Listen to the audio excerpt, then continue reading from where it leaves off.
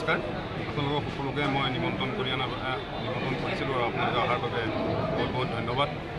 আজি আমি এখন কলেজ ৰিসৰ্ট হোটেল এণ্ড ৰিসৰ্ট আমি আজি উদ্বোধন কৰিলোঁ।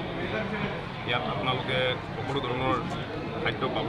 আমাৰ থলুৱাৰ পৰা আৰম্ভ কৰি আমাৰ যিখিনি থলুৱা ডিছ আছে, থলুৱা আমাৰ যিখিনি শাক পাচলি আছে সেয়াৰে আমি প্ৰস্তুত কৰিম। বহুত কম মছলা জাতীয় খাদ্যও পাব আপোনালোকে। আৰু আমাৰ ইয়াত এই অঞ্চলত আমি এতিয়া কিবা ভাল বস্তু নাম বুলি ক'লে আমি ইয়াত নাপাওঁ, বহুত দূৰ যাবলগীয়া হয়, আমাৰ ল'ৰা ছোৱালীবিলাক বহুত দূৰ যাবলগীয়া হয়।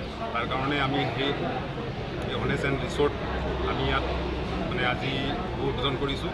আশা কৰিছোঁ আপোনালোকেও তাত সহায় সহযোগিতা কৰিব আৰু সকলো ৰাইজ আহক, আমাক অলপ ছাপোৰ্ট কৰক, আমি আগলৈ আগবাঢ়ি যাব পাৰিম বুলি। ৰাতি থকাৰো সুবিধা কৰিছে নেকি আপোনালোকে? হয়, এতিয়া আমাৰ ৰাতি থকা সুবিধাটো আৰু অলপ টাইম লাগিব, আমি সেইটো প্ৰচেছ হৈ আছে। ৰাতিলৈকে থাকিব নেকি হোটেলটো? আৰু মানে কি বস্তু পাব মানে? এতিয়া আমি ৰাতি 10টা 11টা বজালৈকে আমি খোলা ৰাখিম।